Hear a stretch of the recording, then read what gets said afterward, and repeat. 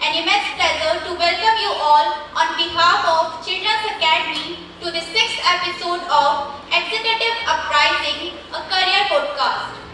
We feel privileged to have Mr. Digvijay Singh Best sir and his team with us today. I request Principal Ma'am, Administrator Ma'am and Director Executive Priyanshi Ma'am to welcome him with a sapling.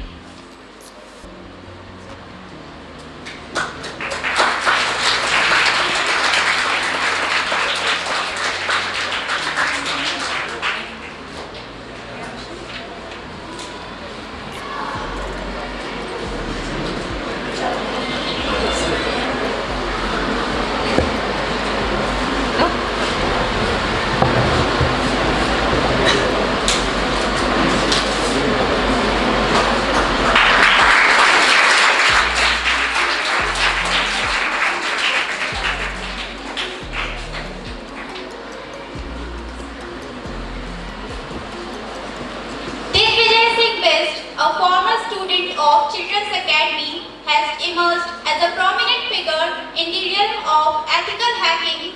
At the young age of 22, his expertise extends to training over 10,000 students in the integrated field of cybersecurity. Notably, he holds the esteemed title of the #1 tech creator in Uttarakhand, a testament to his influence and impact. His social media presence is formidable, boasting a substantial audience exceeding 1 lakh.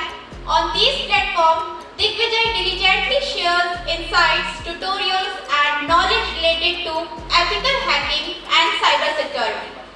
His commitment to educating others in this critical domain has solidified his reputation as a leading figure in the tech community, both in Uttarakhand and beyond.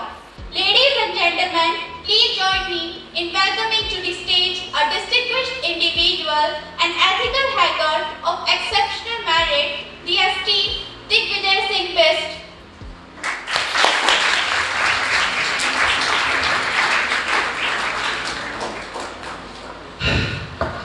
पहले तो मुझे थोड़ी hesitation हो रही है। आवाज आ रही है नीचे तक का? कुछ तो बोलो। ओके, तो मेरे साथ जितना इंटरेक्ट करोगे उतना मैं आपके साथ अच्छे से मतलब समझ जाऊंगा। तो पहले तो आप सबको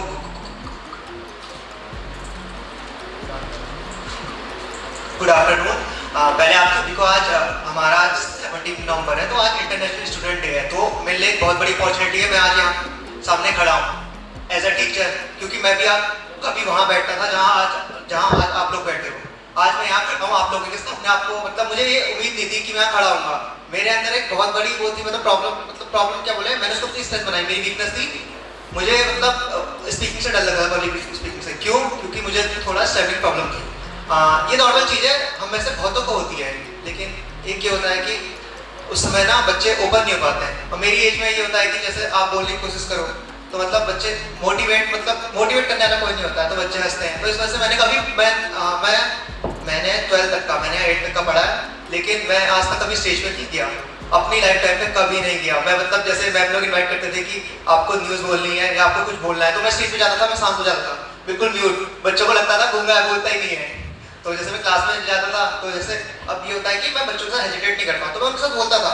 तो बच्चे बोलते हैं यार एक्टिंग करता है, हमारे साथ तो अच्छे से बोलता है, यहाँ पे नहीं बोल रहा है। तो मतलब यही चीज़ें हुई। और मतलब आज फिर थोड़ा उसके थोड़ा मैं हेजिटेट कर रहा हूँ। अच्छा, तो अभी जैसे मैंने इंटरव्यू दिया कि मैं एक एथिकल हैकर हूँ। सबसे पहली बात, I am an ethical hacker, not an hacker, क्योंकि बहुत बड़ा डिफरेंस होता है कि हैकर और एथिकल हैकर के बीच में। वो अभी हम आपको आगे बताएंगे, लेकिन इसको माइंड में रखना कि हैकर और एक एथिकल हैकर में क्या डिफरेंस है, ठीक है। और जैसे सेमिनार चलेगा तो इसमें अटेंड रहना, क्योंकि इसके बाद हम आपसे कुछ क्वेश्चन आंसरिंग सेशन भी करेंगे, तो उसमें जिसका आंसर हमें अच्छा लगेगा तो उसको हम कुछ प्राइज भी देंगे। तो आप तो वैसे इंस्टाग्राम या सोशल मीडिया अकाउंट यूज तो कौन करता है? हैंडल्स कर सकते हैं? अरे बता दो, सभी करते हो यार, मैम लोग पीछे नहीं देख रहे हैं। करो इतने ही करते हैं? अरे सब करते हैं। आपने कभी ना कभी ये पेज देखा होगा।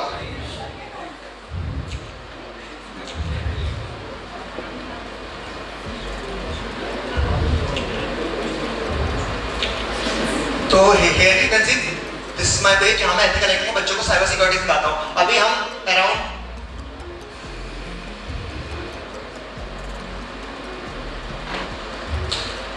हमारे अराउंड इंस्टाग्राम पे 1,22,000 फॉलोवर्स हैं और मतलब हम अलग अलग सोशल मीडिया प्लेटफॉर्म पे हैं, तो उसमें मिला के हमारी 1,50,000 प्लस ऑडियंस है। तो उसमें हम एथिकल हैकिंग साइबर सिक्योरिटी सिखाते हैं, जैसे कुछ वीडियोस के वो मैं आपको दिखाता हूँ। These are the secret ways of password hacking. This video is for educational purposes. Welcome to day 36 of 75 days learning. Today we will learn the ways of password hacking. It is an art which became simple with the help of some tools present in Linux OS. Some of them are THC Hydra, Medusa, Aircraft, OPH Crack. Recover data from any digital devices. This video is for educational purposes. Welcome to day 8 of 75 days of learning. Today we will learn a term, triage forensics, which comes under digital forensics. It's the process in which we collect, assemble, analyze, and prioritize digital evidence from a crime or investigation. There's so many tools for it. One of them is Recuva. It can recover pictures, music, documents, videos, emails, or any other file type you've lost. Follow for more and say. आप लोगों में से कितनों को लगता है अगर आप अपना फोन रिस्टार्ट कर देते हो, फैक्ट्री रिस्टार्ट कर देते हो, तो उसमें से कोई भी डेटा नहीं निकल सकता है? Raise your hand. मैम लोग आप भी कर सकते हो। हम ये सोचते हैं कि अगर आपने अपना फोन रिस्टार्ट कर दिया है या आपने उसको फैक्ट्री रिस्टार्ट कर दिया तो उसमें से जो डेटा उसमें अवेलेबल है वो नहीं निकल सकता है, लेकिन हमारी मतलब हमारी वो है कि नहीं निकल सकता है, क्योंकि जो हमारा डेटा सेव होता है मैग्नेटिक फॉर्म में सेव होता है, और जब हम उसको डिलीट करते हैं तो मैग्नेटिक फॉर्म जो होती है डिलीट नहीं होती है। तो बहुत सारे टूल्स क्या हैं आजकल मार्केट में अवेलेबल है, वो क्या करते हैं मतलब जो रैम होती है उससे हमारा डिजिटल डेटा निकाल देते हैं। तो उससे जैसे पुरानी कोई चीज़ डिलीट हो गई है, हम बोलते हैं यार हमारे फ़ोन से ये चीज़ डिलीट हो गई, वो नहीं आ सकती है, गूगल फोटो से भी डिलीट होकर नहीं आ सकती है, लेकिन ये बहुत बड़ा मिसकंसेप्शन है। इट इज़ ईजी, जितना डेटा सब आ सकता है। आज तक आपके फ़ोन में जब से आप उस फ़ोन को यूज़ कर रहे हो आपका सारा डेटा आ सकता है। तो ये मत सोचना है कि हाँ भाई हमने अगर एक फ़ोन यूज़ करा है उसके बाद हम अगर उसको बेचना चाहते हैं या किसी को दे दें तो हम ऐसा करेंगे, वो फ़ोन रिस्टार्ट कर देंगे और हम किसी तीसरे पर्सन को दे देंगे। हमारे फ़ोन में बहुत सारी चीज़ें होती हैं, हमारी प्राइवेट फ़ोटोज़ होती है। कितने बार तो हम अपने जो बैंक डिटेल्स होती है, हमारे ATM कार्ड होते हैं, हमारी पासबुक होती है, उसके फोटोज़ भी क्लिक करके रखते हैं। हम अपना आधार कार्ड तक का उसकी फ़ोटो, ड्राइविंग लाइसेंस, ये बहुत इंपॉर्टेंट डॉक्यूमेंट्स है जो हमें शेयर नहीं करनी चाहिए, लेकिन आज लोगों को नॉलेज नहीं है, ओपनली शेयर कर रहे हैं।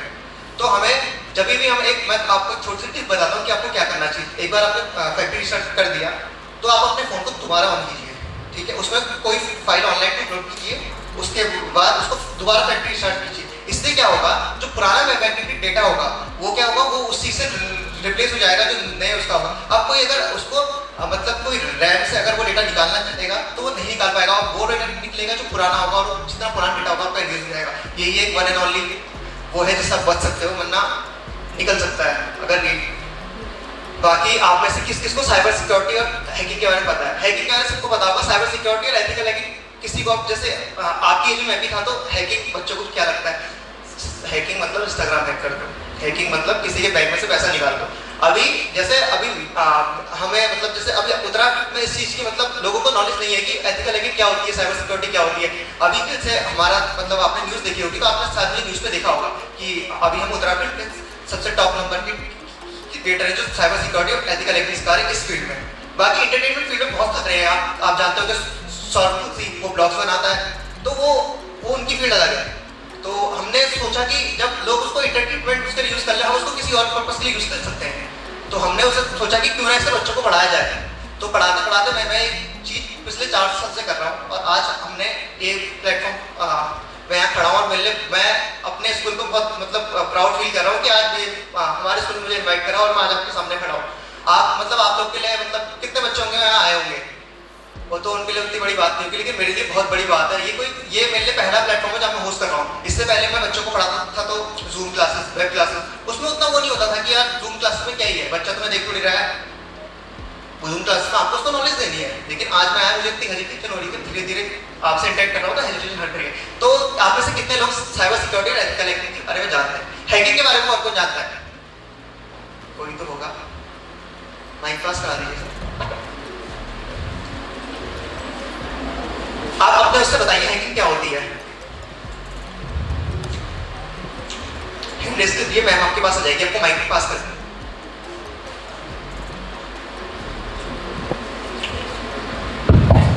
सर अगर किसी भी प्लेटफॉर्म में बग और ग्लिचेस को फाइंड करते हैं और उसे हम जो कंपनी है उसको हम बताते हैं कि हमने इस वे से उसको हमने हैक किया है, तो उसे हेल्प करते हैं और ताकि वो बग और ग्लिच को फिक्स कर सके।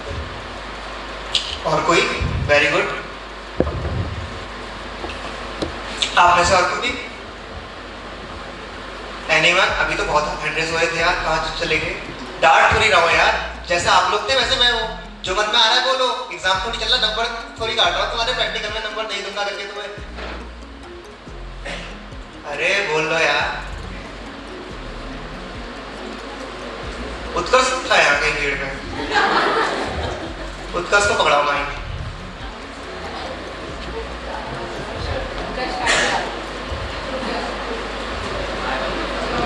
हाँ तो अभी वीडियो प्ले होगी, उससे आपको हैकिंग का ओवरव्यू मिल जाएगा।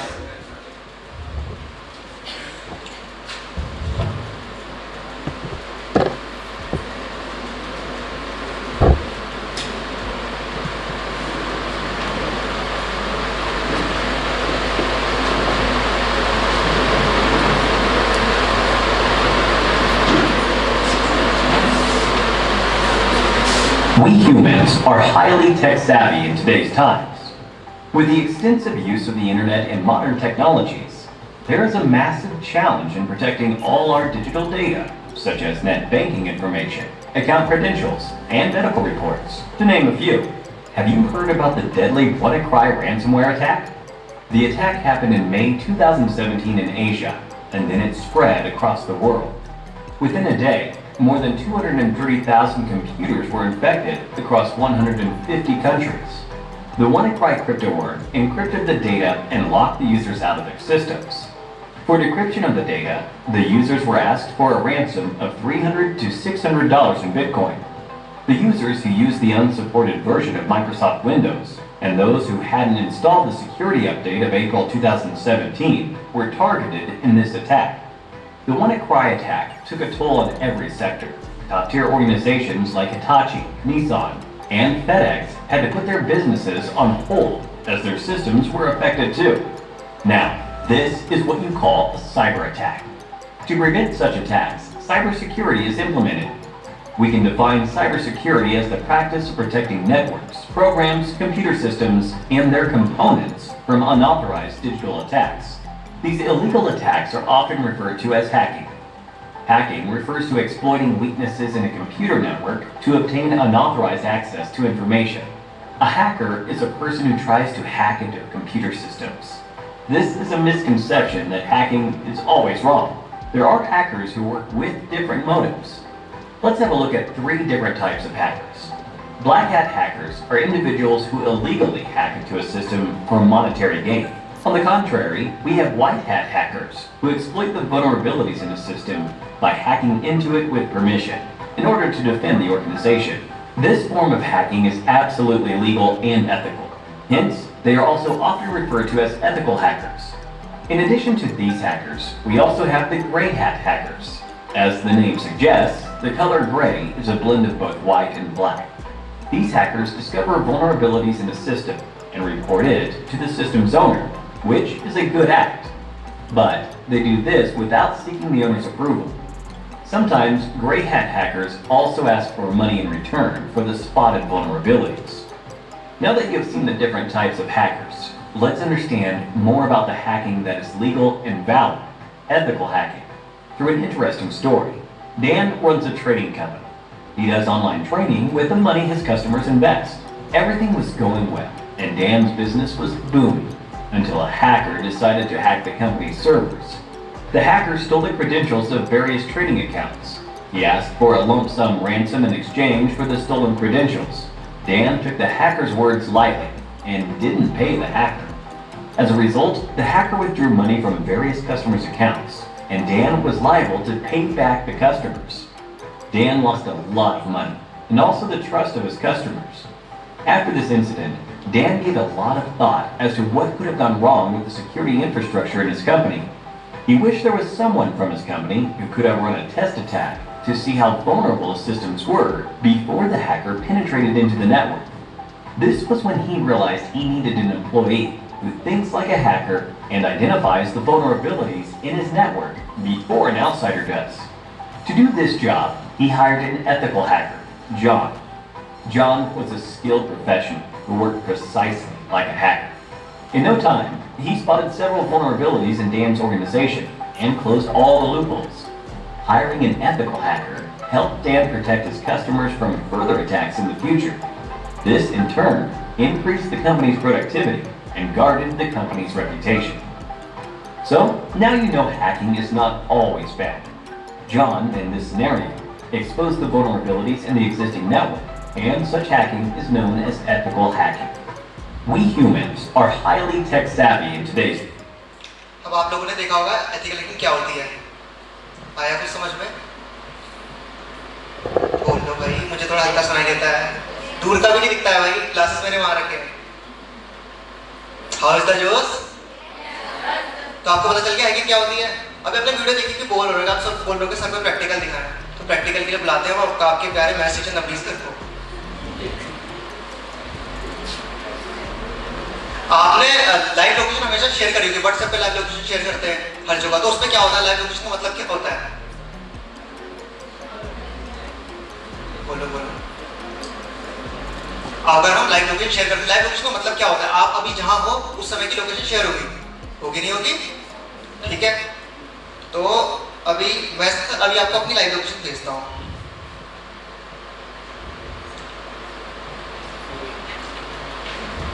आगे सर, ऊपर है।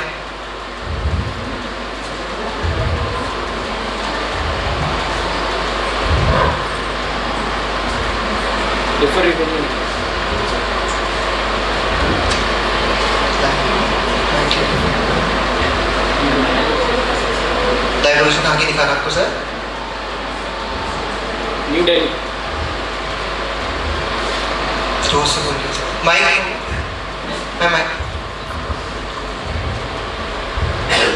It's a live location of New Delhi. Sir झूठ बोल रहे हैं, मैं भी यहाँ खड़ा हूँ, वहाँ की कैसे आ जाएंगी?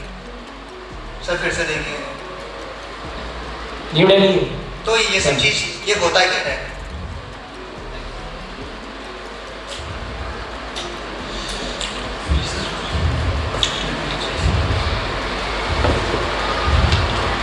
इसको बोलते हैं लाइव लोकेशन मॉडिफिकेशन। आपने कितनी मूवीज में देखा होगा कि हैकर्स अपनी लोकेशन हम करते हैं, या आपने उनको देखा होगा कि जैसे लाइव लोकेशन शेयर कर दी, अभी मैं यहाँ खड़ा था, सर को मैंने लोकेशन भेजी तो सर को लोकेशन कहाँ की आई? दिल्ली की। तो ऐसे ही मैं ऑल ओवर द वर्ल्ड अपनी लोकेशन हम कहीं भी कर सकते हैं। तो अभी ये जो मैंने किया ये एथिकल हैकिंग के अंदर आता है। अब इससे कैसे क्यों आता है एथिकल हैकिंग के अंदर? आप बोलोगे सर ने तो लोकेशन हैक कर दी। एथिकल हैकिंग का मतलब क्या होता है? जब आप किसी चीज को करो लेकिन आप सामने वाले की परमिशन लेके करो। अभी मैंने सर से बोला कि हाँ सर मैं आपको लिंक दूंगा, सर ने उसको क्लिक करा तो वो एथिकल हैकिंग के अंदर आया। वो ये मत सोचना वो आए थे सर, उन्होंने तो सर का फोन हैक कर लिया, ये एथिकल हैकिंग के अंदर आता है। It is not hacking. सबसे बड़ी बात, सबसे बड़ा मिसकंसेप्शन हटाओ हैकिंग और एथिकल हैकिंग के बीच में क्या होता है?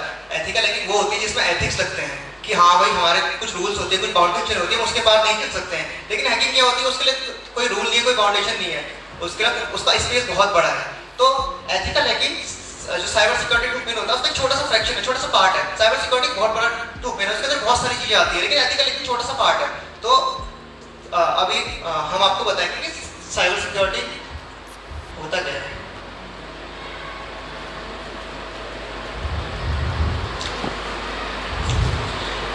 बेसिकली आप देख सकते हैं जैसे यहाँ साइबर सिक्योरिटी खड़ा होता है, 3 प्लेटफॉर्म होते हैं, 3 पिलर्स होते हैं, confidentiality, ability and integrity.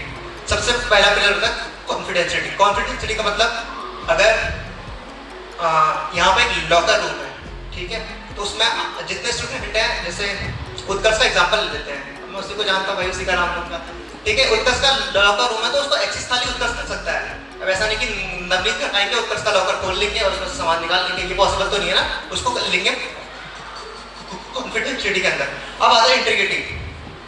Integrity में क्या होता है कि उत्कर्ष उस लॉकर को डिफॉल्ट है, ओपन कर सकता है, कभी भी खोल सकता है। उसके लिए कोई बाउंडेशन नहीं है कि यार 7 बजे बाद कर लॉकर खोल नहीं सकता है, स्कूल बंद हो जाएगा तो नहीं खोल सकता है। उत्कर्ष जब भी आए वो लॉकर खोल सकता है, उसे बोलते हैं इंटीग्रिटी। अब आता है कि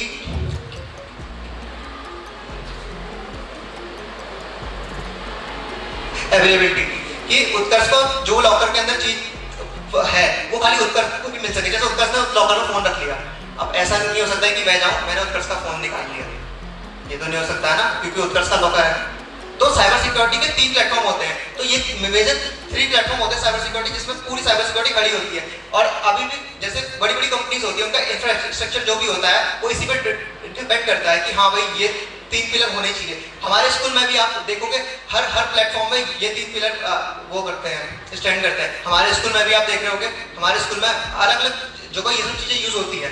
आप उसको माइंड में रिकॉल करिए, जो मैंने बताया आपको खुद समझ जाएंगे कैसे कैसे यूज होता है। बहुत सारे एग्जांपल हैं हमारे, जैसे मोनिका मैम की क्लास चलती है, तो मोनिका मैम की क्लास में उसमें मोनिका मैम भी होगी, वही पढ़ा रही होगी, और जो सब्जेक्ट मैम का है मैम भी पढ़ाएंगी। तो इसी चीज में कॉन्फिडेंशियलिटी, अवेलेबिलिटी एंड इंटीग्रिटी तीनों अप्लाई हो गए। तो अब हम बताएंगे आपको कि हैकिंग इंटरनेट क्यों होती है।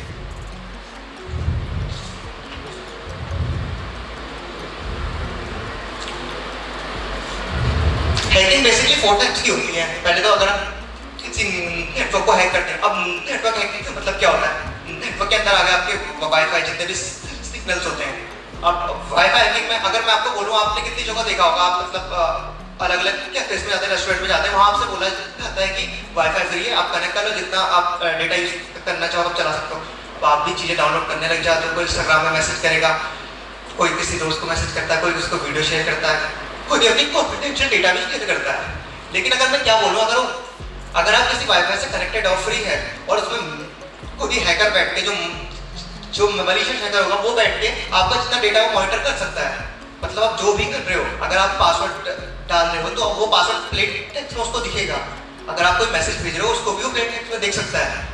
तो आप बोलोगे तो पॉसिबल ही नहीं है, लेकिन ऐसा हो सकता है। इसीलिए कभी भी आपको VPN यूज करना चाहिए, वर्चुअल प्राइवेट नेटवर्क। जब भी आप ओपन वाईफाई से इन सबको यूज करते हो तो VPN आपने देखा होगा, वैसे ऑनलाइन आप प्ले स्टोर में बहुत सारे VPN फ्री अवेलेबल है। तो वो क्या होता है, वो मतलब जैसे हमारा जैसे हम किसी वेबसाइट पे जा रहे हैं कर रहे हैं, तो क्या होता है, आपने जैसे किसी वेबसाइट पे गए तो जैसा आप वो भेजोगे, रिक्वेस्ट भेजोगे, तो रिक्वेस्ट जाती है उसके पास, मतलब जो वेबसाइट का ओनर होगा, जहाँ वेबसाइट होस्ट होगी, सर्वर होगा, सर्वर का रिक्वेस्ट जाएगी। तो उसके पास रिक्वेस्ट गई, अब आपने बोला कि मुझे इंस्टाग्राम चाहिए, आपने गूगल के थ्रू रिक्वेस्ट भेजी, तो गूगल आपको इंस्टाग्राम ही बैक में देगा।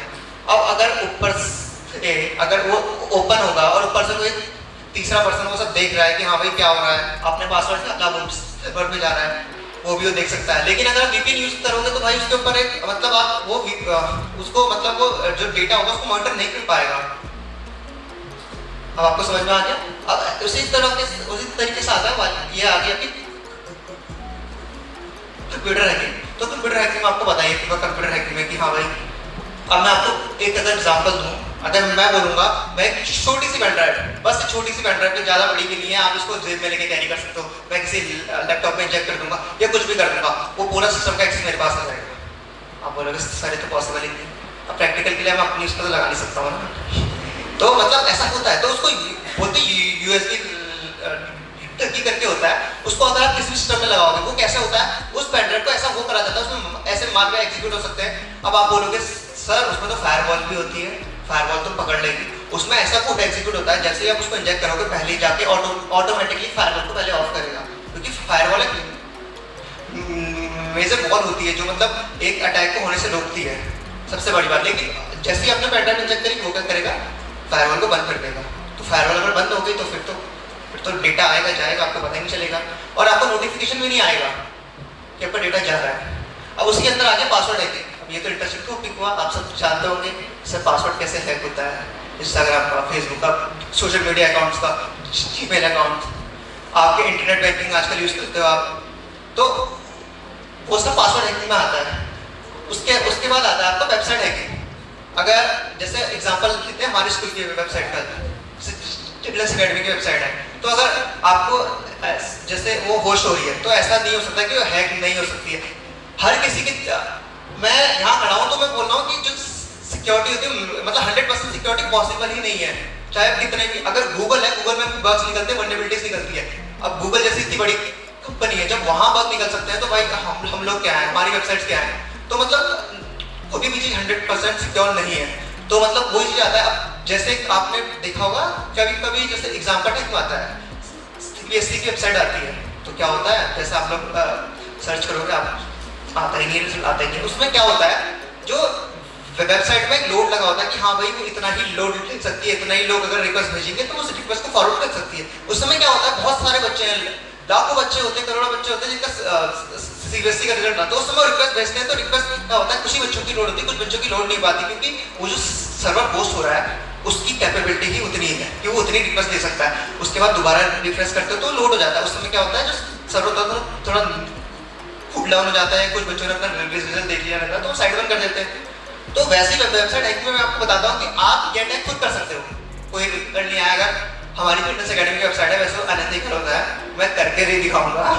मतलब ऐसा हो सकता है कि आपकी वेबसाइट शट डाउन हो जाएगी, उसे डॉस अटैक बोलते हैं। डॉस अटैक में क्या करते हैं, हम एक ही कंप्यूटर से इतनी रिक्वेस्ट भेज देंगे कि जो वेबसाइट होगी, वो जो सर्वर होगा वो उस लोड को हैंडल नहीं कर पाएगा, उसको डॉस अटैक में लिया जाता है कि यार इतनी रिक्वेस्ट जाएगी कि लोड नहीं आएगा और आपको एरर दिखाएगा 404 का, वेबसाइट नॉट रिस्पॉन्सिव। तो इसे वो आती है वेबसाइट हैकिंग के अंदर। अब मैं आपको बताऊंगा टाइप्स ऑफ अटैक, कितने टाइप्स के अटैक्स होते हैं, क्योंकि अगर आपको हैकिंग करनी है तो उसके अटैक्स मोस्ट इंपॉर्टेंट होते हैं, क्योंकि हैकिंग तो ऐसे नहीं हो सकती ना, अटैक्स आर वेरी इंपॉर्टेंट। सबसे पहले आता है फिशिंग अटैक। फिशिंग अटैक में मैं एग्जांपल देता हूं आपको। फिशिंग अटैक में आपने कितने लोगों ने मैसेज शेयर किया होगा कि 5 लोग को शेयर कीजिए आईफोन मिल जाएगा, किया है, सबके पास आते हैं। तो 5 लोग को शेयर कीजिए, आज दीपावली है, कुछ ना कुछ तो मिलेगा अगर आपका लक रखेगा, किया है आपने। तो फिशिंग अटैक में क्या होता है, जब आप किसी भी लिंक पर क्लिक करते हो, अब आपको ये नहीं पता लिंक क्या है, एक लिंक पे क्लिक करना, अगर आपको नहीं पता लिंक मैलिशियस है, बस एक लिंक पर क्लिक करोगे, आपकी कितनी सारी डेटा को डेटा, कितने बच्चे हैं यहाँ जिनको आईपी एड्रेस के बारे में पता है, आईपी एड्रेस क्या होता है? Any of you? My class.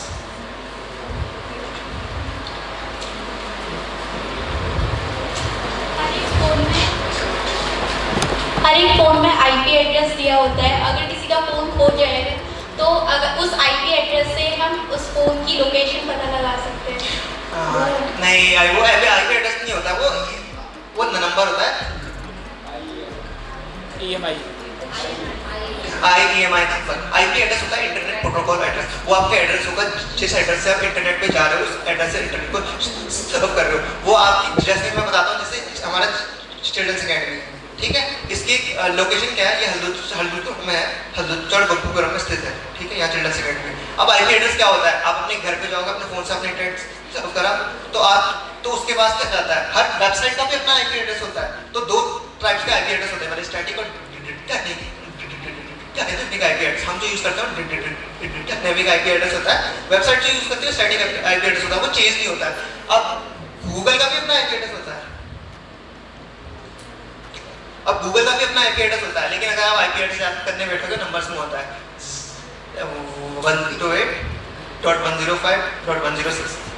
आपको ये लग रहा होगा सही है, मुझे भी याद नहीं है, मैं बता रहा हूँ होता है करके, ठीक है। वो जैसे गूगल का आईपी एड्रेस है तो आप उसको आईपी एड्रेस से भी वो कर सकते हो, वगैरह कर सकते हो, लेकिन दिक्कत क्या है, आपको उसको याद करने में टाइम लगेगा। अब आप वो याद करने बैठोगे, इससे बढ़िया google.com अपने से कर लिया, तो बिहाइंड में वो आईपी एड्रेस की रिक्वेस्ट जाती है सर्वर के पास, वो आपको जो google.com के आईपी एड्रेस गई तो आप उसको वो रिटर्न में आपको वेबसाइट दे देता है। तो ऐसे ही हर एक पर्सन का आईपी एड्रेस होता है। अगर आप किसी वेबसाइट पे जा रहे हो तो वहाँ ये थोड़ी जाएगा कि अभिषेक उस वेबसाइट पे गया, राहुल उस वेबसाइट पे गया, आपको एक आईपी एड्रेस होती है जो आपकी आइडेंटिटी होती है, ऑनलाइन आइडेंटिटी, जिससे आप इंटरनेट से सब कर रहे हो वो सब जाती है।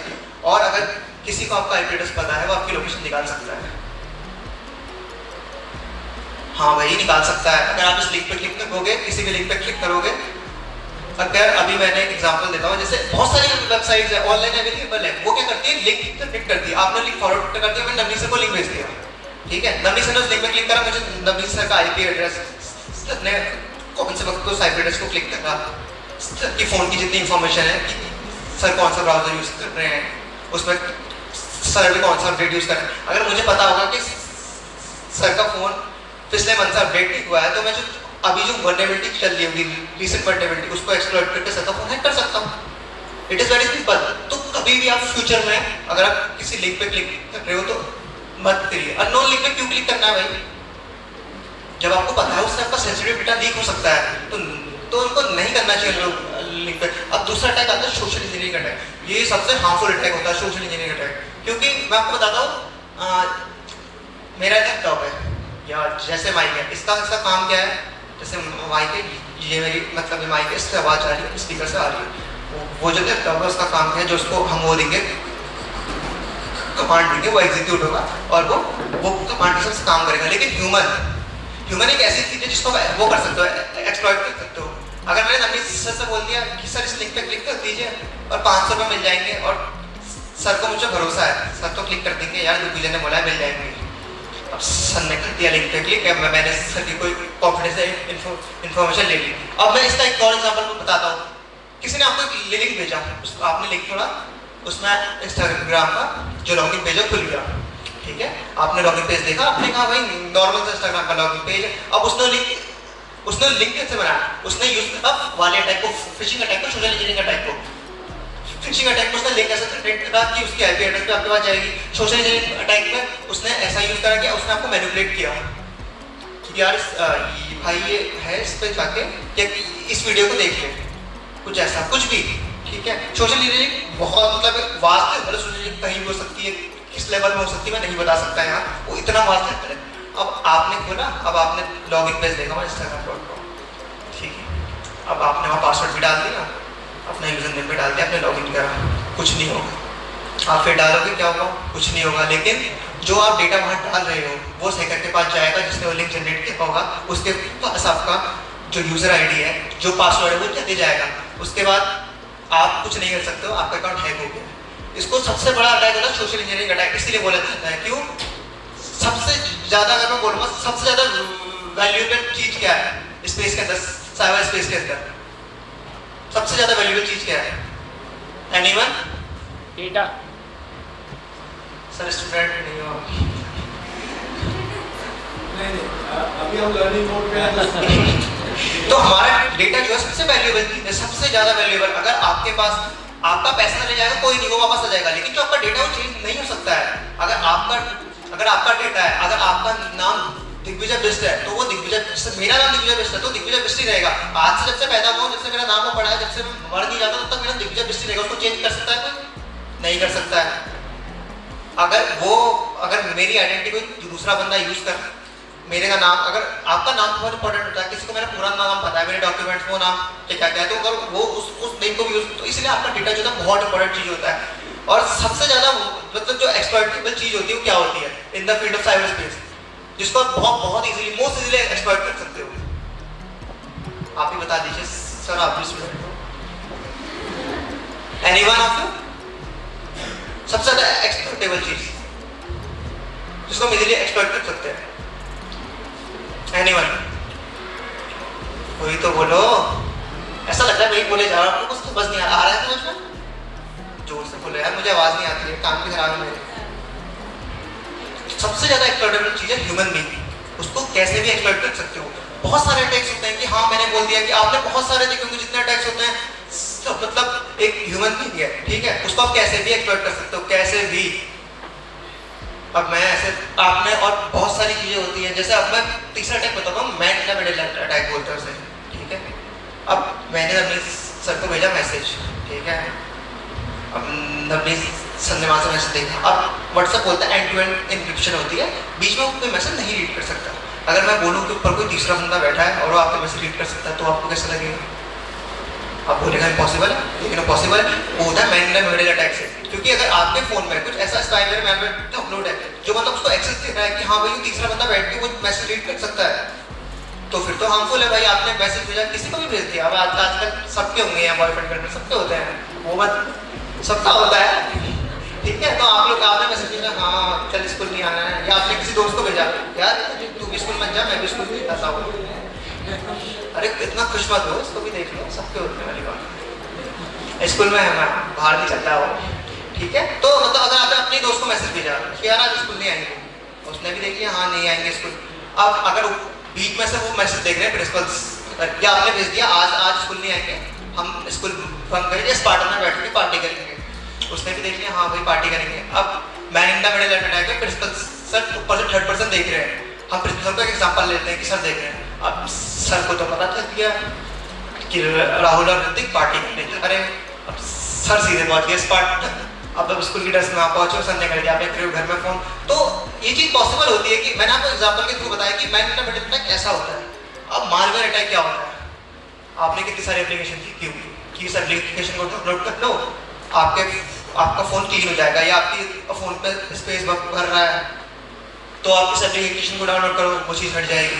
ये कितने एग्जांपल होते हैं कि हाँ अगर कितने आपने ये देखा होगा इंस्टाग्राम में वो बढ़ाओ, अपने जो फॉलोअर्स बढ़ा लो, वो फ्री में बोलते हैं कि हाँ ये एप्लीकेशन डाउनलोड करो, इसमें अपनी डेटा वगैरह लॉगिन करो, आपका फॉलो बढ़ जाएगा। सबसे पहली बात, जो वेबसाइट आपसे बोल रही है कि हाँ भाई इसमें अपना डेटा रखो, अब आपने उसमें डेटा डाल दिया, अब डेटा चलता गया, अब डेटा डाला आपने, तीसरे बंदे के पास चलता गया, हाँ भाई उसने फॉलोअर बढ़ा दिया, लेकिन वो डेटा जा कहाँ है आपको पता है?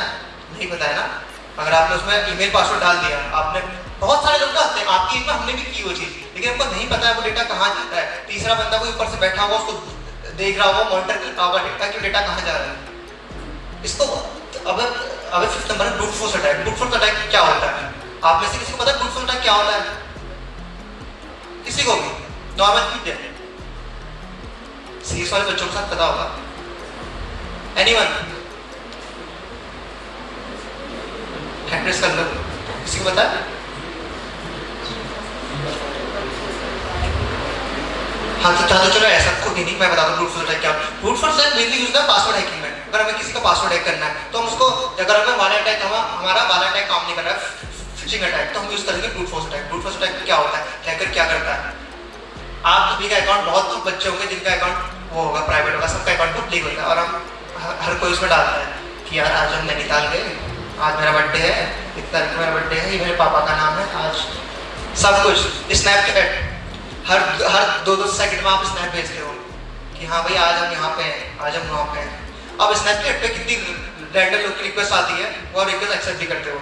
या आप इंस्टाग्राम पे भी देखते हो, फेसबुक पे देखते हो कि आपको कुछ ऐसे रैंडम फ्रेंड होंगे जिनको आप नहीं जानते हो, आपको नहीं पता है वो है कौन करके। लेकिन अब ब्रूट फोर्स अटैक में क्या होता है, ब्रूट फोर्स अटैक में हम लोग बनाते हैं वर्ड लिस्ट। वो वर्ड लिस्ट हम कैसे बनाएंगे? आप में से कितने सारे लोग हैं, मैं उनका पासवर्ड ऐसे ही बता दूंगा, या उनका नाम होगा या उनकी डेट ऑफ बर्थ होगी, नाम प्लस डेट ऑफ बर्थ, या @ तो हर किसी को उसमें लगा रहता है, नॉर्मल चीज़ है। आपका नाम @ या आपका किसी बेस्ट फ्रेंड का नाम, या कोई अपनी मम्मी पापा का नाम डाल देता है, या कोई बॉयफ्रेंड गर्लफ्रेंड, वो नॉर्मल चीज़ है, हर कोई डालता है। तो मतलब अगर आप वो चीज़ डाल रहे हो तो ठीक है। अब आप वो चीज़ ऑनलाइन सबको बता भी रहे हो कि हाँ भाई मेरा नाम ये है, अब मैं इस दिन पैदा हुआ था, आपने डाल दिया कि हाँ, तो आप दोस्तों बात है, आपने डाला केक काट रहे हैं। अब किसी थर्ड पर्सन को पता है आपका बर्थडे कब होता है, उसको पता आपका नाम क्या है, उसको पता आपकी मम्मी का नाम क्या है, पापा का नाम क्या है, उसको पता आप रहते कहाँ हो। इतनी इन्फॉर्मेशन बहुत होती है पासवर्ड को हैक करने के लिए, क्योंकि हम नॉर्मली पासवर्ड आदमी क्यों रखता है? ऐसा पासवर्ड इसलिए रखा जाता है कि उसको पासवर्ड याद हो जाए, इजीली याद है। अगर आप पासवर्ड लिखोगे, कुछ रैंडम नंबर रखोगे तो आप भूल जाओगे। तो आप ये सोचते हो कि ह्यूमन माइंड बना ही इस चीज़ के लिए होता है कि चीज़ इतनी सिंपल रखी जाए, इतनी अच्छी होती है, तो इंसान रखता है नॉर्मल से नॉर्मल पासवर्ड। और वही पासवर्ड ब्रूट फोर्स अटैक में क्या होता है, अटैक ब्रूट फोर्स अटैक इस टाइप का होता है, वर्ड लिस्ट बनेगी, वो वर्ड लिस्ट में जितने पॉसिबल आउटकम्स होते हैं, और वो पॉसिबल आउटकम्स कितने भी हो सकते हैं, थाउजेंड्स भी हो सकते हैं।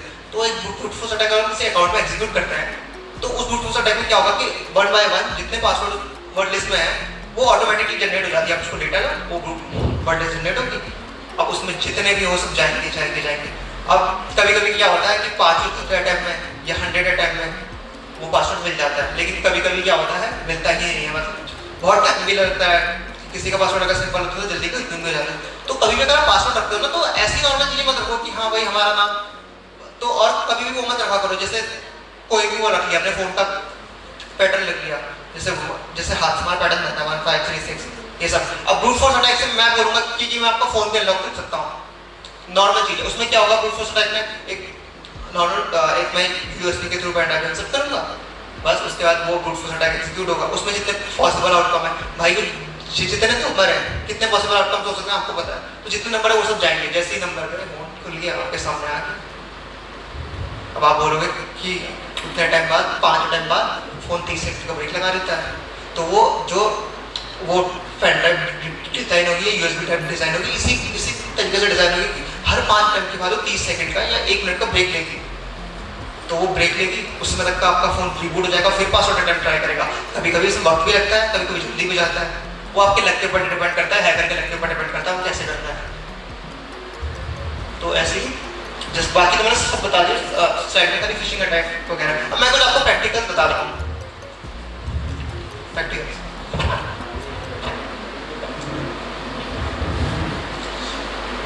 ये वेबसाइट है IBCon। कितने डेटा ब्रीच होते हैं, कितने अभी एक डेटा ब्रीच हुआ है बहुत बड़ा, इंडियन डेटा ब्रीच है, बहुत बड़ा डेटा ब्रीच है। किसको पता है उस डेटा ब्रीच के बारे में? एनीवन? बहुत बड़ा डेटा ब्रीच हुआ है, अभी हाल ही में हुआ है, मतलब 1-2 हफ्ते हो गए होंगे। Anyone of you? बहुत बड़ा डेटा ब्रीच था, बहुत बड़ा। Anyone of you? किसी को पता होगा? उस डेटाबेस में क्या हुआ था, हमारी जो पर्सनल इंफॉर्मेशन थी, हमारा आधार नंबर, हमारा पर्सनल नंबर, हमारा फोन नंबर, हमारा नेम, हमारा एड्रेस सब लीक हो गया था। वो कैसे लीक हुआ? अभी जब आपको उसके इंजेक्शन लगे थे, जैसे वैक्सीन लगे थे, कोविड वैक्सीन, उस टाइम आपका सारा डेटा उन्होंने लिया था, आपने खुशी खुशी दे भी दिया था कि कोविड वैक्सीन लग रही है, क्या ही हो जाएगा, गवर्नमेंट वेबसाइट है। लेकिन अभी क्या हुआ, हाल ही में किसी हैकर ने उस डेटाबेस को हैक कर दिया। तो कितने मतलब बहुत मतलब अराउंड 800 मिलियन लोगों का डेटा उसमें डेटाबेस में लीक हो गया है। तो अभी एक कोई रिसेंट में कोई एनोनिमस हैकर था, एनोनिमस मतलब होता है जिसकी कोई पहचान नहीं होती है, उसको कोई नहीं जानता है, वो इसके पीछे काम कर रहा है, आपको नहीं पता वो कौन है। तो उसने वो चीज़ लीक कर दी पब्लिकली। तो आपसे कितने लोग हैं जिसका डेटा, हमारा भी डेटा लीक हो सकता है उसमें, क्योंकि वैक्सीन सबको लगी थी, सबको लगी थी वैक्सीन। तो ये वेबसाइट ऐसी है, अगर आपको पता पाना है कि यार आपका डेटा लीक हो गया है, अब वो डेटा लीक हो गया क्या होता है, आपका डेटा लीक हो गया, वो हैकर क्या करेगा?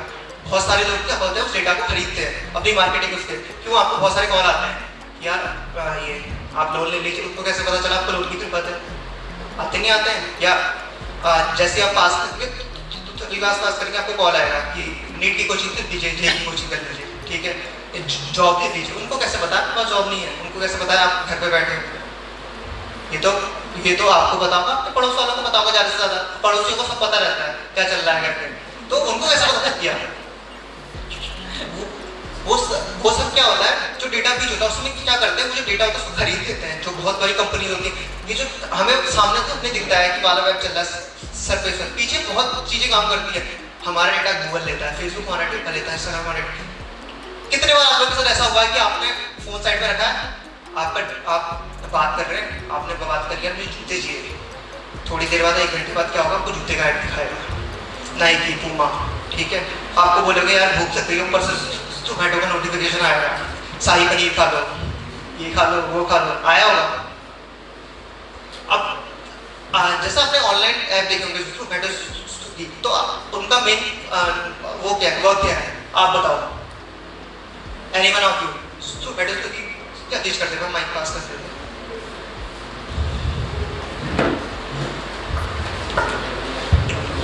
To influence us to buy food or okay, animal else?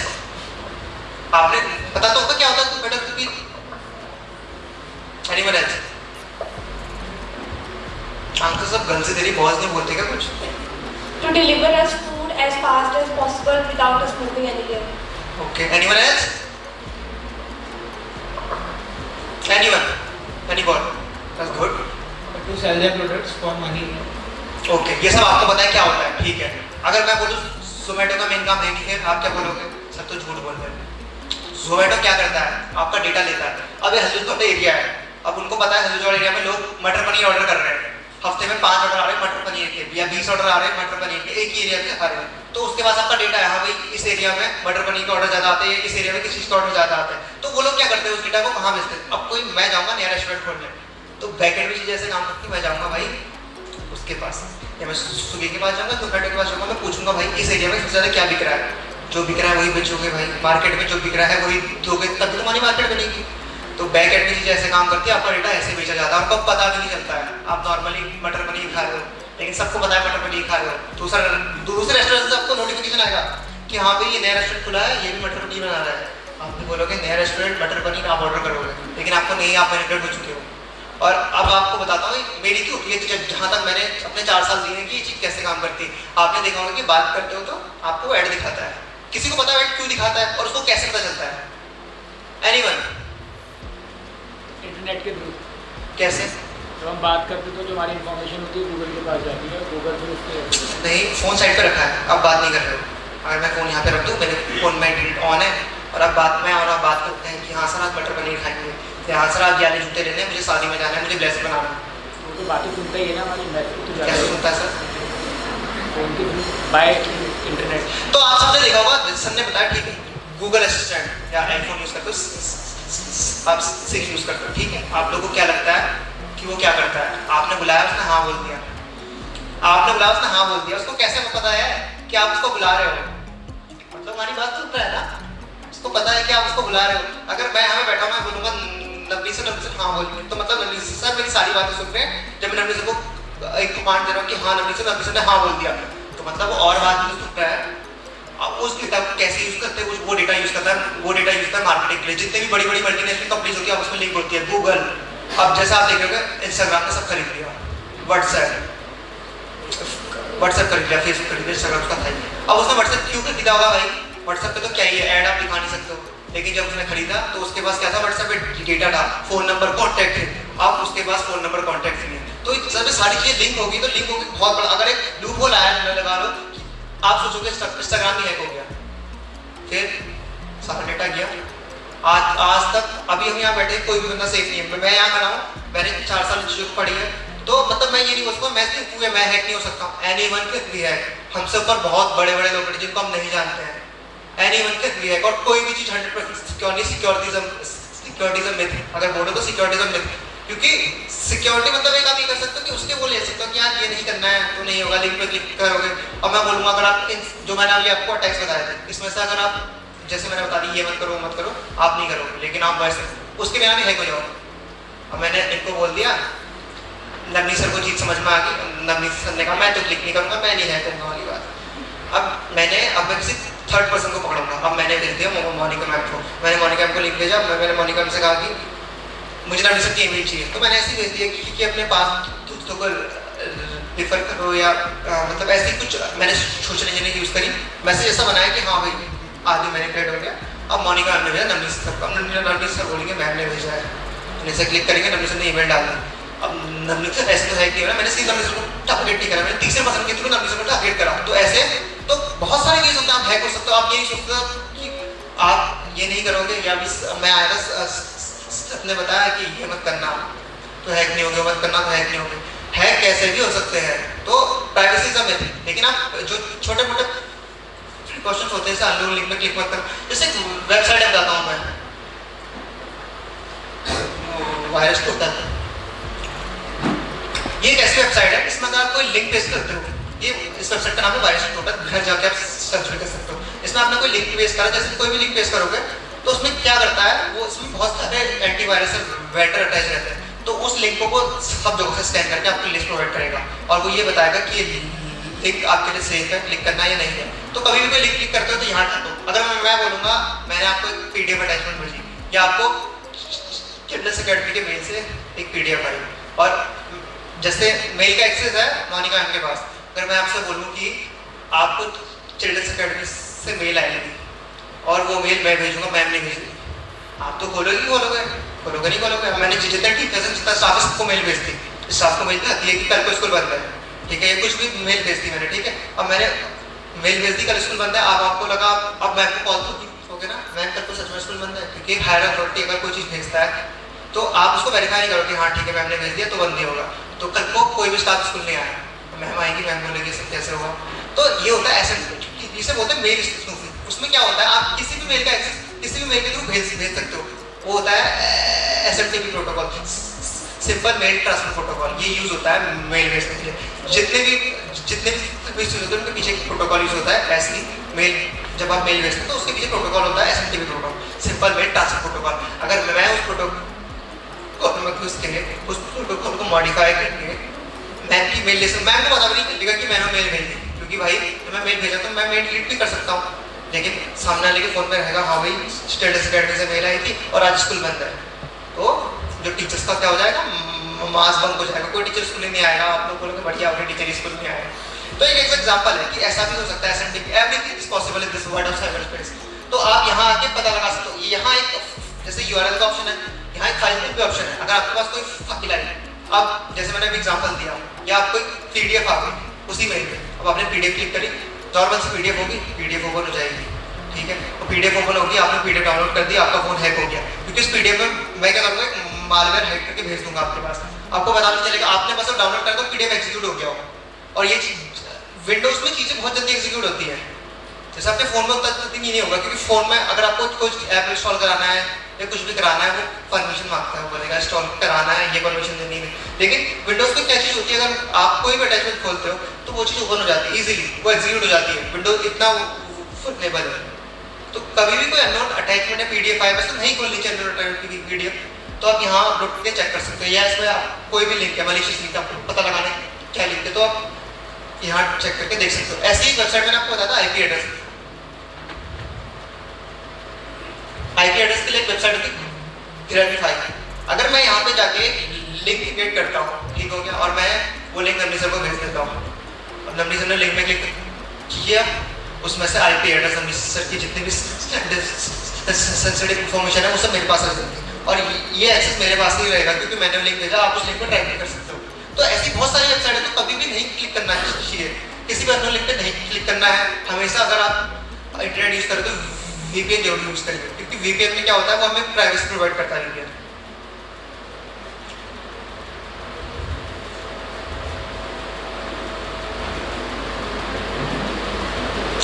तो आप कुछ क्वेश्चन वगैरह पूछते हैं, ज़्यादा लंबा हो रहा है तो नहीं खींचते हैं इसको। बाकी अगर आपको पसंद आया तो आप अपने टीचर से रिक्वेस्ट भी कर सकते हो कि आपको अगर दूसरा पार्ट चाहिए। इसमें मैंने बेसिक बताया आपको, अब मैं आपको और प्रैक्टिकल दिखा दूँ तो आपको उतना समझ में नहीं आता, तो मैंने इसका अब मैं भी आता स्टेज में, मैं भी शुरू हो जाता है इंग्लिश में बोलना कि हाँ भाई एथिकल हैकिंग ये होता है, ब्ला ब्ला ब्ला ब्ला ब्ला, कभी बोल बाल के चले जाता, आपको कुछ समझ में भी नहीं आता, आपसे इंटरेक्शन भी नहीं होता। अब मैं आया, मैं एज स्टूडेंट जैसे मुझे समझ आता, मैंने आपको समझाया, ठीक है, मैं बेसिक चीज़ें लेके चल गया, फंडामेंटली मैंने आपको चीज़ें समझाई, और मेरे को लगता है कि आपको समझ में आया होगा। अगर आपको समझ में आया तो टीचर लोगों से रिक्वेस्ट कर सकते हो, मैं आपको सेकंड पार्ट दूंगा, उसमें लाइव प्रैक्टिकल दिखा के चीज़ें कैसे काम करती है। तो अभी मैंने इतना बताया, किसी को भी बता सकता है, जिसका आंसर ये होगा कि एथिकल हैकिंग और हैकिंग के बीच में डिफरेंस बताइए, आप में से कोई भी। फिर भी एक ही हाथ खड़ा हो रहा है, कुछ भी बोल दो।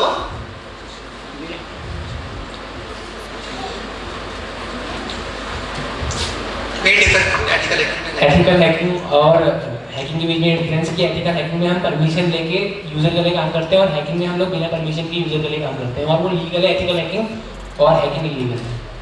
Okay, anyone else?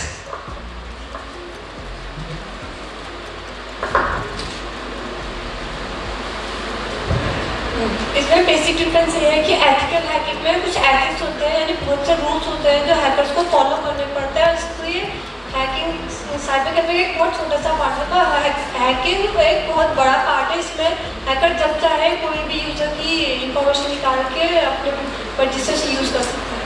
Okay, anyone else? यार जो हाथ पहले खड़े हो रहे थे वही हो रहे हैं। आप में से कोई नया बच्चा बोल सकता है, मैं डांट थोड़ी रहा है, नंबर थोड़ी देता हूँ आपको, बोलिए आप।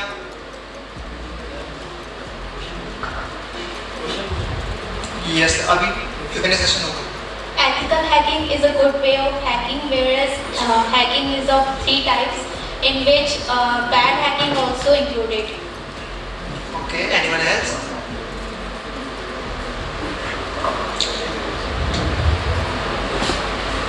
In ethical hacking, the hacker also can. In ethical hacking, we can also recover the account that is hacked by the real hacker. Okay, anyone else?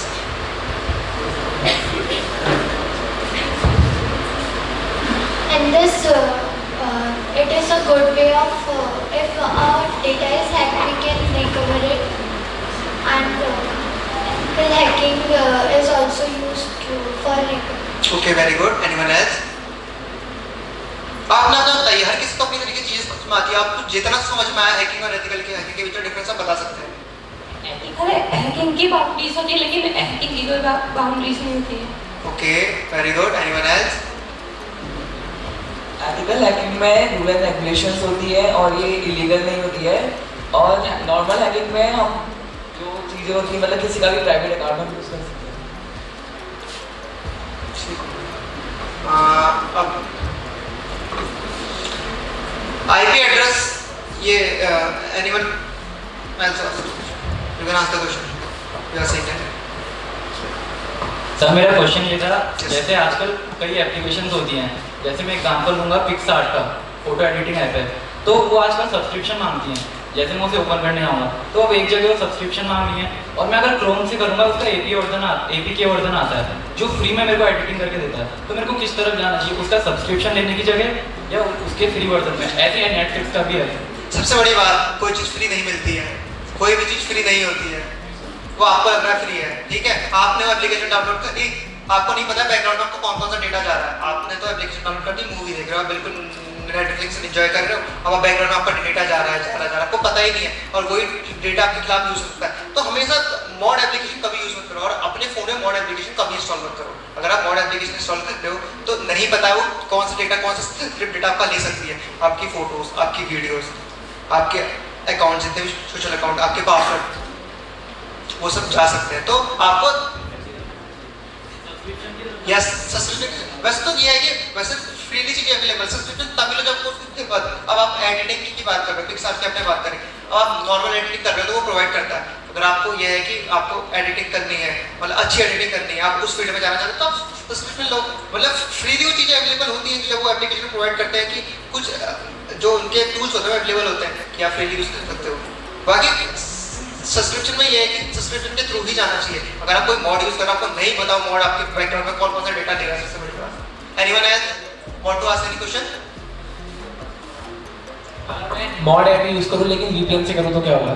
VPN से आपने यूज कर लिया, ठीक है, अब तो वो एप्लीकेशन तो आपके फोन में है ना, मैंने VPN से वेब यूज करा, उसका वेब वर्जन। आपने वेब वर्जन उसका VPN से यूज कर लिया, तो जाएगा तभी VPN 100% मैं क्या बोलूं, प्राइवेसी का 99% है कि आप नहीं है, उससे 1% आप नहीं, कोई ना कोई डाटा जाता ही जाता है। आप उसको वेब में यूज कर रहे हो, आपने VPN यूज कर रहे हो, लेकिन IP तो जा ही रही है। IP आप बोल रहे हो कि VPN में क्या होता है, IP क्या होती है, स्ट्रिप होती है। VPN कैसे बनता है, आपकी जो मेन IP होगी उसमें, लेकिन ऑप्शन होंगे 5-6, ठीक है, 5-6 IPs होंगी, उसके बीच में आपकी भी IP होगी।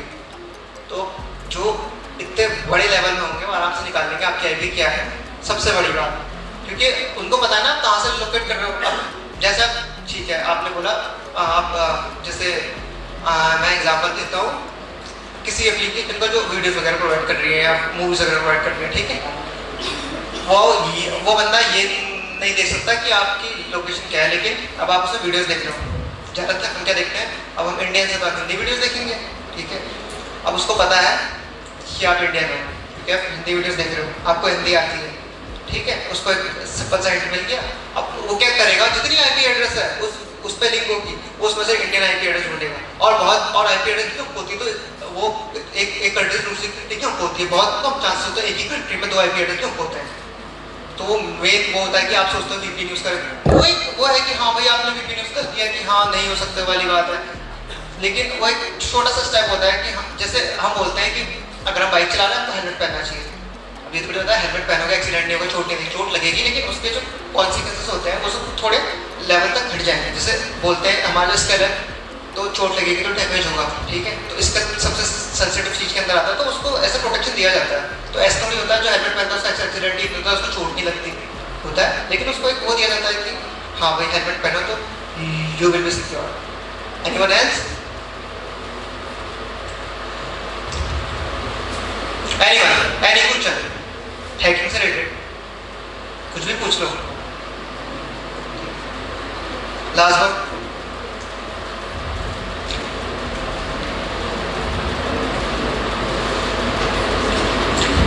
सर अगर हमारा जो मोबाइल या फिर लैपटॉप है अगर वो हैक होना शुरू कर दिया है तो उसको पता कैसे करेंगे कि हैक हो रहा है? सबसे बड़ी बात, अगर आपका मोबाइल हैक हो गया या आपके मोबाइल के पीछे कोई प्रोसेस हो रही है, तो हम वो चेक कर सकते हैं कि अगर आपका मोबाइल हैक हो गया, ठीक है, अब मोबाइल हैक हो गया, वो जो वो जा रहा होगा, डेटा जा रहा होगा, कहीं ना कहीं तो जा रहा होगा। डेटा भेजने के लिए किस चीज़ की जरूरत होती है, इंटरनेट की जरूरत होती है।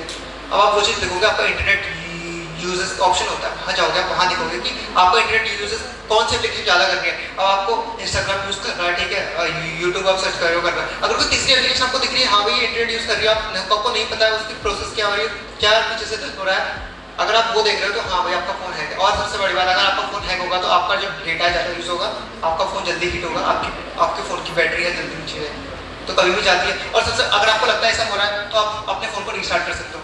रीस्टार्ट करने से क्या होता है, बेसिकली मैं और आप बात कर रहे हैं, हमारे बीच में कम्युनिकेशन क्रिएट हो गया, क्रिएट हो गया। रीस्टार्ट करके क्या होता है, वो जो हमने रिस्टार्ट कर दिया, जनरेट हो गया, वो क्या होगा, जैसे ये नहीं खत्म हो गया, हम बाहर चले गए, अब मैं दूसरे दिन आता हूँ, अब मैं आपको भी नहीं जानता, इंट्रैक्शन नहीं है हमारे बीच में, ठीक है। तो हम कल के दिन आते तो मैं ना आप मुझे जानते हो, मैं आपको नहीं जानता, तो क्या होता है, वो सेक्शन होता है, एंड हो जाता है, यहाँ से वहाँ जाऊँगा, जो है एंड हो जाएगा। तो कभी भी वो तो आपको अपना फ़ोन अगर लगता है तो आप रिस्टार्ट कर सकते हो, उससे क्या होता है, जो सेशन होता है एंड हो जाएगा।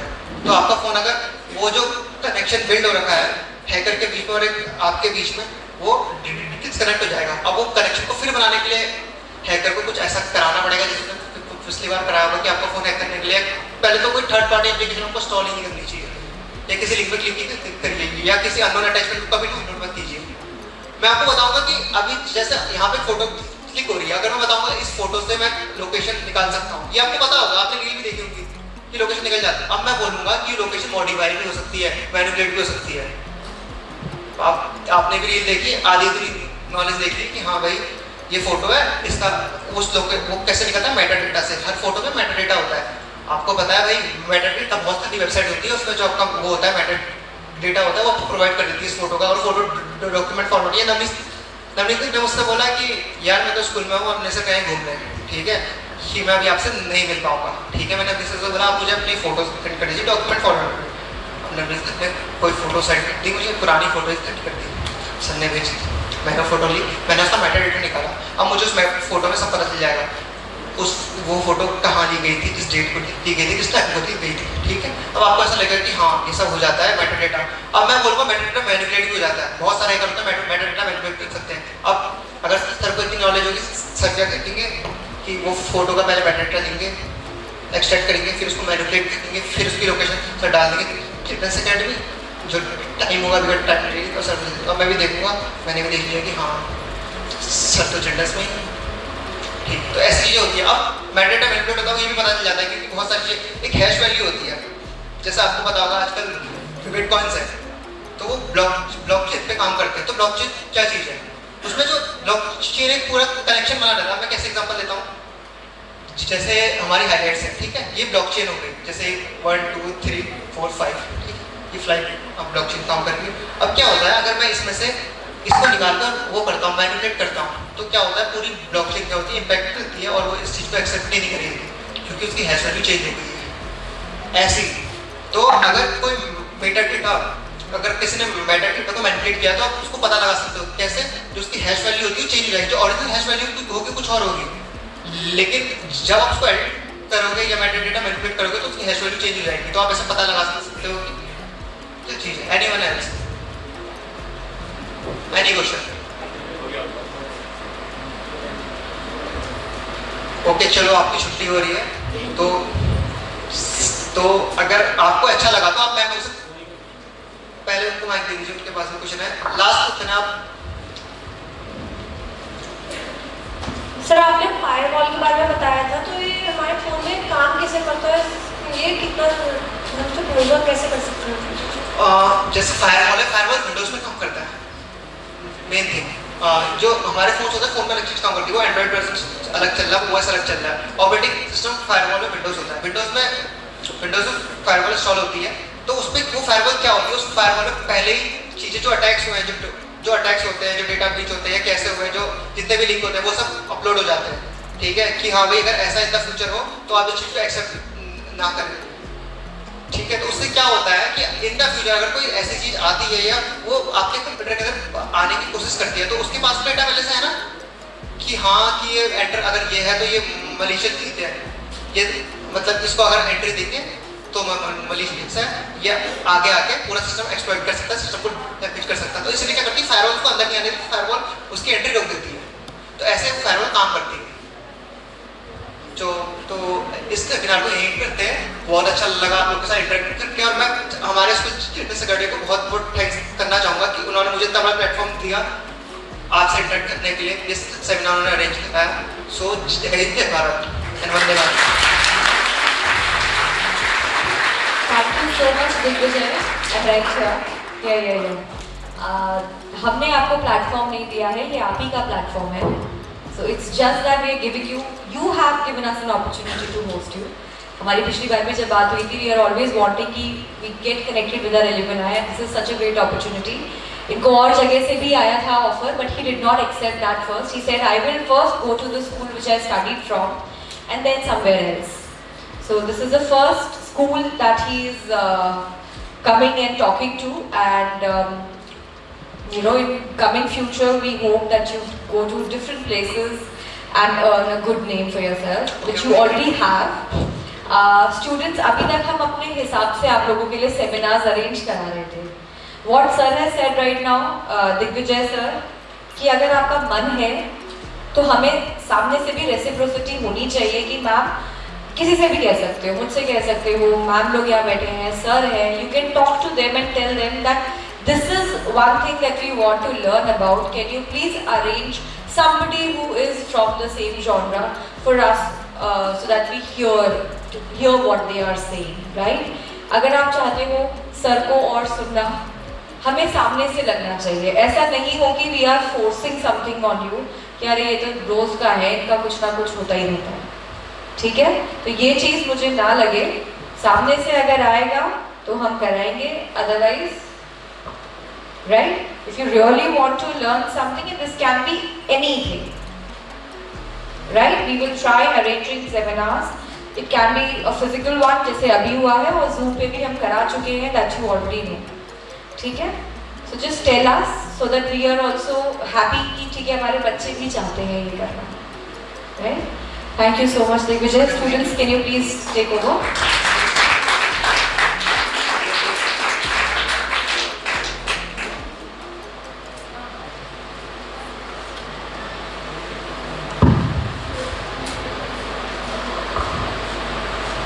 I request Shubh Tumka, Bhumika Joshi and Bhaskar Pandey to come forward.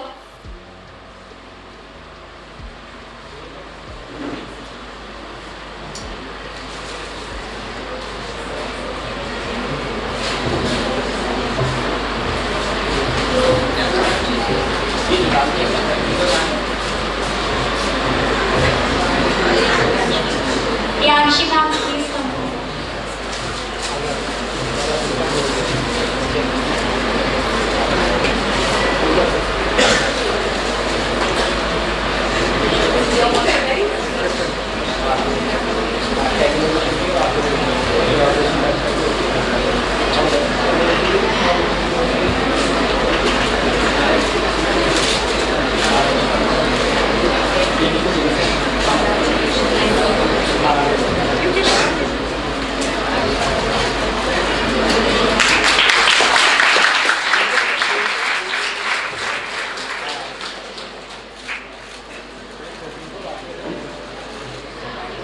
बोला था मैं इंटरेक्ट कर लूँ आपके पास तैयार अब तो खरीदनी पड़ेगी, पेड़ है वो.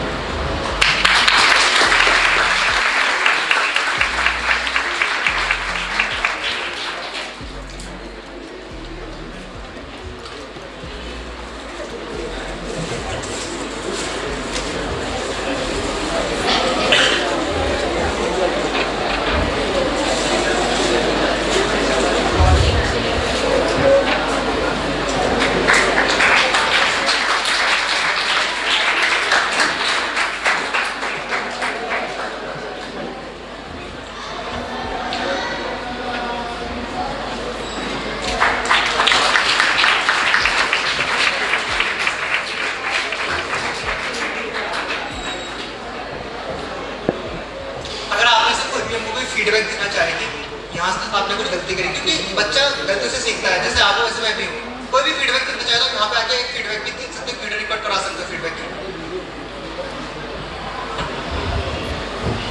Let's extend our sincere gratitude to Digvijay Singh sir and his team strong insights on ethical hacking and cybersecurity. His expertise has undoubtedly enriched our understanding of this critical field. Thank you, Digvijay sir, for an inspiring and informative presentation. Man make history and not the other way around. In periods where there is no leadership, society stands still. Progress occurs when courageous, skillful leaders seize the opportunity to change things for the better. Now I request Principal Ma'am and Administrator Ma'am and Director Executive Priyanshi Ma'am to do the honors of presenting a special token of appreciation to our esteemed guest, Mr. Digvijay Singh Vis, sir.